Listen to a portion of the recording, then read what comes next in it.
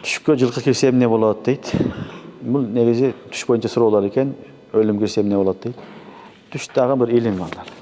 Түш бул алам амсал да. Аллах субханаху ва таала кээде кээ бир нерселерди түш аркылуу көрсөтөт. Бул өтө чоң илим бул дагы. Өтө чоң алым өткөн Ибн Сири рахматуллаху алейх. Табир ру'я деген китеби бар.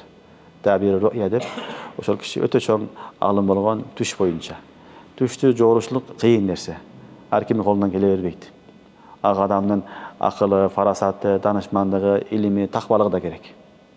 Себеби түштөгү нерсе, көрүнбөгөн нерсе, көзгө көрүнбөгөн нерсе, алама мисалды сен түшүндүрүшүң керек.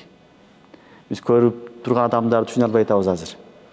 Ал көрүнбөгөн нерсени кантип түшүнөсүң? Ошон үчүн кыйын нерсе. Эгер окуй маалымат алам десеңер, Табир ру'я деген китеп бар, Ибн Сиринин, ар окугула. Аябай жакшы китеп, ошондо бүт түштөрдүн түрлөрүн айткан. Бирок жылкы боюнча уламалар жылкыны адамдын максаты, мурады деген.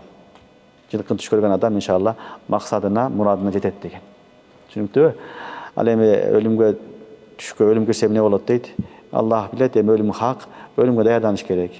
Иншалла кээ бир уламалар өмүр узун болот деген табил да кылган. Аллахым өзү билет.